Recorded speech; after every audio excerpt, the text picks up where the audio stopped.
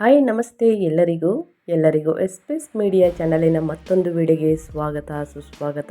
ಸ್ನೇಹಿತರೆ, ಎಲ್ಲರೂ ಹೇಗಿದ್ದೀರಾ? ಎಲ್ಲರೂ ಚೆನ್ನಾಗಿದ್ದೀರಾ ಅಂದ್ಕೊಂಡಿದ್ದೀನಿ. ಹೋಪ್ ನಾನು ಕೂಡ ಚೆನ್ನಾಗಿದ್ದೀನಿ. Welcome back to my YouTube channel. Friends, ಎಲ್ಲರೂ ಚೆನ್ನಾಗಿದ್ದೀರಾ ಅಂದ್ಕೊಂಡು ಭಾವಿಸ್ಕೊಂಡು ಇವತ್ತಿನ ಒಂದು ವಿಡಿಯೋನ ಸ್ಟಾರ್ಟ್ ಮಾಡಿಬಿಡೋಣ. ಇವತ್ತಿನ ಒಂದು ವಿಡಿಯೋದಲ್ಲಿ ಮೇ ತಿಂಗಳಿನಿಂದ ಈ 5 ರಾಶಿಯವರ ಗೋಲ್ಡನ್ ಟೈಮ್ ಶುರು ಅಂತಲೇ ಹೇಳ್ಬೋದು.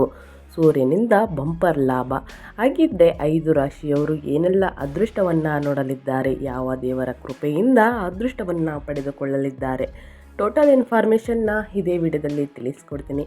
ಇದನ್ನೆಲ್ಲ ತಿಳ್ಕೋಬೇಕು ಅಂದರೆ ಎಲ್ಲೂ ಕೂಡ ವಿಡಿಯೋನ ಸ್ಕಿಪ್ ಮಾಡಬಾರ್ದು. ಸ್ಕಿಪ್ ಮಾಡೋದ್ರಿಂದ ಫುಲ್ ಇನ್ಫಾರ್ಮೇಷನ್ ಅರ್ಥ ಆಗಲ್ಲ.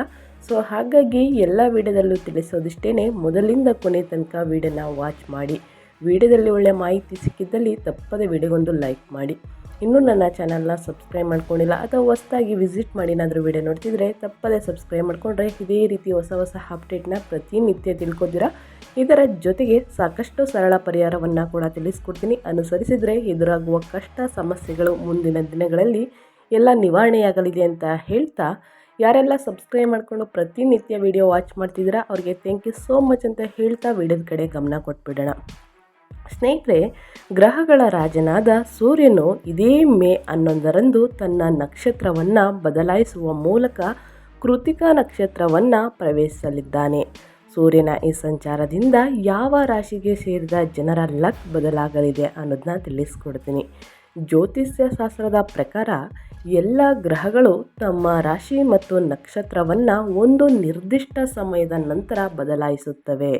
ಗ್ರಹ ನಕ್ಷತ್ರಗಳ ಚಲನೆಯಲ್ಲಿ ಬದಲಾವಣೆಯ ಪ್ರಭಾವವನ್ನು ಪ್ರತಿಯೊಂದು ರಾಶಿಗೆ ಸೇರಿದ ಜನರ ಜೀವನದ ಮೇಲೆ ನೋಡಬಹುದಾಗಿದೆ. ಸ್ನೇಹಿತರೆ, ಜ್ಯೋತಿಷ್ಯ ಶಾಸ್ತ್ರದ ಪ್ರಕಾರ ಗ್ರಹಗಳ ರಾಜನಾದ ಸೂರ್ಯನು ಇದೇ 2025 ಮೇ 15ರಂದು ಮಧ್ಯಾಹ್ನ 1:26ಕ್ಕೆ ತನ್ನ ನಕ್ಷತ್ರವನ್ನು ಬದಲಾಯಿಸುವ ಮೂಲಕ ಕೃತಿಕಾ ನಕ್ಷತ್ರವನ್ನು ಪ್ರವೇಶಿಸಲಿದೆ. ಸೂರ್ಯದೇವನು ಕೃತಿಕಾ ನಕ್ಷತ್ರದಲ್ಲಿ ಮೇ 24ರವರೆಗೆ ಚಲಿಸಲಿದೆ.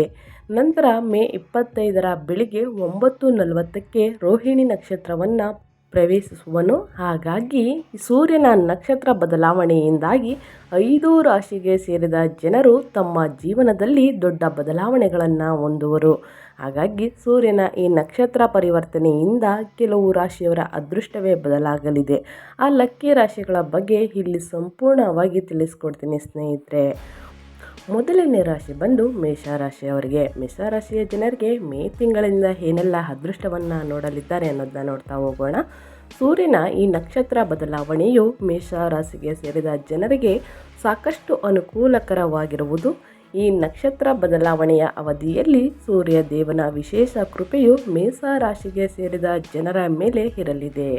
ಹಾಗಾಗಿ ಕೆಲಸವನ್ನು ಮಾಡುವ ಮೇಷರಾಶಿಗೆ ಸೇರಿದ ಜನರು ಸಾಕಷ್ಟು ಲಾಭವನ್ನು ಪಡೆಯುವ ಯೋಗವಿದೆ. ಸ್ನೇಹಿತರೆ, ಜೊತೆಗೆ ಕೆಲಸದ ಸ್ಥಳದಲ್ಲಿ ನೀವು ಹೆಚ್ಚಿನ ಬದಲಾವಣೆಗಳನ್ನು ಹೊಂದುವಿರಿ. ಈ ಅವಧಿಯಲ್ಲಿ ಮೇಷರಾಶಿಗೆ ಸೇರಿದ ಜನರ ಸಂಬಳದಲ್ಲಿ ವೃದ್ಧಿಯಾಗುವುದರೊಂದಿಗೆ ಸಾಕಷ್ಟು ಲಾಭವನ್ನು ಪಡೆಯುವ ಯೋಗವಿದೆ. ಜೊತೆಗೆ ಕೆಲಸವನ್ನು ಹುಡುಕುತ್ತಿರುವ ಈ ರಾಶಿಗೆ ಸೇರಿದ ಜನರಿಗೆ ಅತ್ಯುತ್ತಮವಾದ ಅವಕಾಶಗಳು ದೊರಕುವ ಯೋಗವು ಕೂಡಿ ಬರಬಹುದು. ಸ್ನೇಹಿತರೆ, ಇನ್ನು ಮುಂದಿನ ರಾಶಿಯವರ ಬಗ್ಗೆ ತಿಳಿಸ್ಕೊಡೋದಾದ್ರೆ, ಮುಂದಿನ ರಾಶಿ ಬಂದು ಸಿಂಹರಾಶಿಯವರಿಗೆ.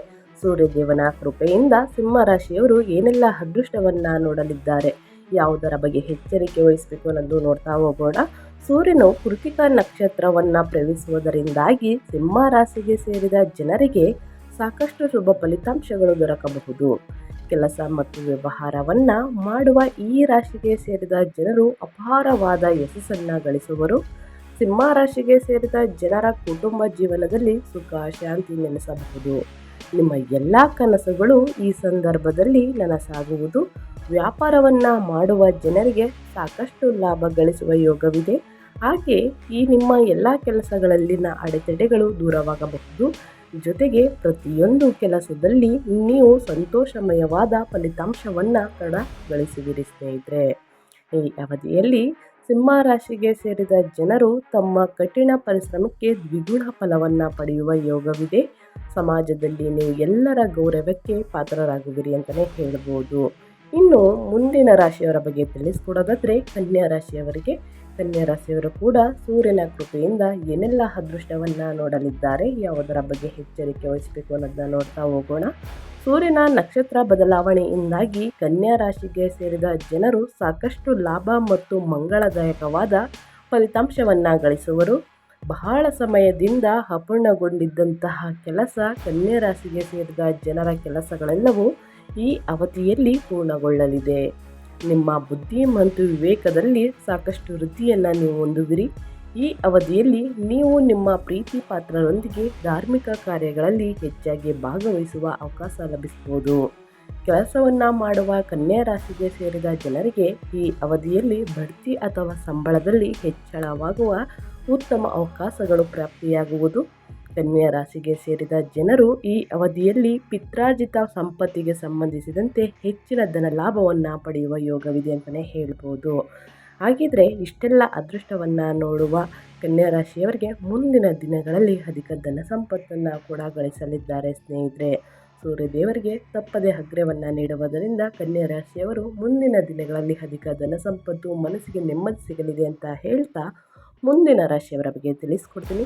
ಮುಂದಿನ ರಾಶಿ ಬಂದು ಧನುರಾಶಿಯವರಿಗೆ. ಧನುರಾಶಿಗೆ ಸೇರಿದ ಜನರಿಗೆ ಸೂರ್ಯ ದೇವನ ನಕ್ಷತ್ರ ಬದಲಾವಣೆಯು ಈ ಅವಧಿಯು ವಿಶೇಷವಾಗಿ ಸಾಕಷ್ಟು ಶುಭವಾಗಿರಲಿದೆ ಸ್ನೇಹಿತರೆ. ವ್ಯಾಪಾರವನ್ನು ಮಾಡುವ ಈ ರಾಶಿಗೆ ಸೇರಿದ ಜನರು ಆರ್ಥಿಕವಾಗಿ ಹೆಚ್ಚಿನ ಪ್ರಗತಿಯನ್ನು ಹೊಂದುವರು. ಹಣಕ್ಕೆ ಸಂಬಂಧಿಸಿದಂತೆ ಧನುರಾಶಿಗೆ ಸೇರಿದ ಜನರ ಸ್ಥಿತಿಯು ಸಾಕಷ್ಟು ಸಕಾರಾತ್ಮಕವಾಗಿರುವುದು. ನಿಮಗೆ ಈ ಅವಧಿಯಲ್ಲಿ ತಂದೆ ತಾಯಿಯಿಂದ ಹಠಾತ್ ಧನ ಲಾಭವಾಗುವ ಯೋಗವಿದೆ. ಶನಿದೇವರ ಕೃಪೆಯಿಂದ ಕಷ್ಟಗಳೆಲ್ಲ ಮಾಯವಾಗಿ ಇನ್ನು ಮುಂದಿನ ದಿನಗಳಲ್ಲಿ ಅದೃಷ್ಟದ ದಿನಗಳು ಪ್ರಾರಂಭವಾಗಲಿದೆ. ಹಾಗೆ ಧನುರಾಶಿಗೆ ಸೇರಿದ ಜನರು ತಮ್ಮ ಆತ್ಮವಿಶ್ವಾಸದಲ್ಲಿ ಅತ್ಯಂತ ಹೆಚ್ಚಿನ ವೃದ್ಧಿಯನ್ನು ಹೊಂದುವರು. ಕೆಲಸವನ್ನು ಮಾಡುವ ಈ ರಾಶಿಗೆ ಸೇರಿದ ಜನರಿಗೆ ಬಡ್ತಿ ದೊರಕುವ ಯೋಗವಿದೆ. ಈ ಸಮಯದಲ್ಲಿ ನಿಮಗೆ ಆಸ್ತಿ ಸಂಬಂಧಿಸಿದಂತೆ ಕೆಲಸಗಳಲ್ಲಿ ಹೆಚ್ಚಿನ ಧನ ಲಾಭವಾಗುವ ಯೋಗವಿದೆ ಅಂತಲೇ ಹೇಳ್ಬೋದು.